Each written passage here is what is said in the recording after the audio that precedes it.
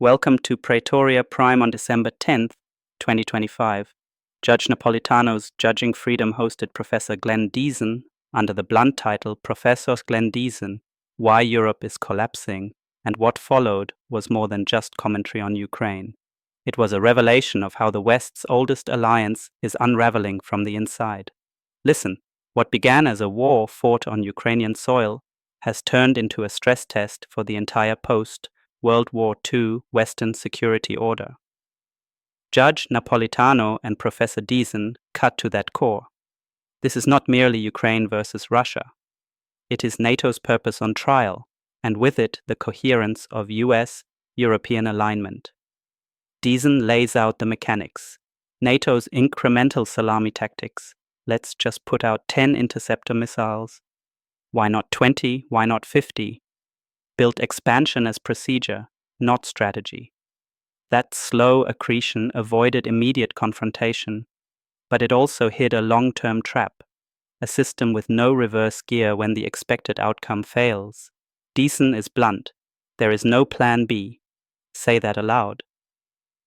The West framed the 2022 invasion as it was unprovoked, and that phrase became a policy straitjacket.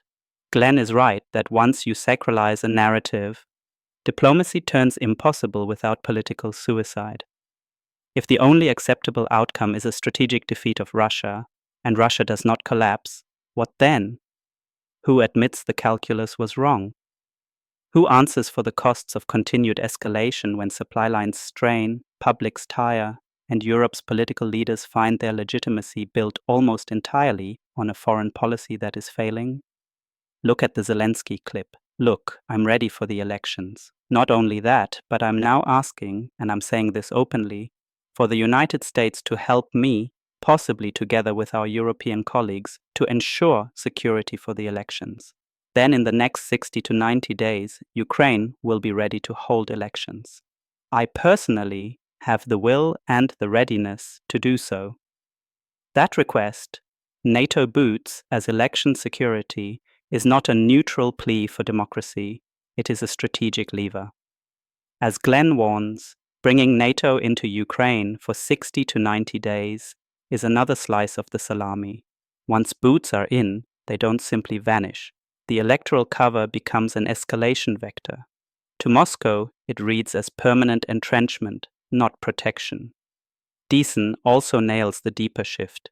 The United States is signaling a strategic reordering. Trump's national security strategy, messy as some may find it, reflects a simple fact of multipolarity. You prioritize where your core interests lie. For the US, that looks like borders and Asia. Europe becomes less central, and a Europe dependent on American anchoring discovers its own fragility. Merkel warned in 2008 that bringing Ukraine into NATO would provoke Moscow. That warning was sidelined by gradualism and narrative momentum. Now that momentum collides with reality. What did they get right?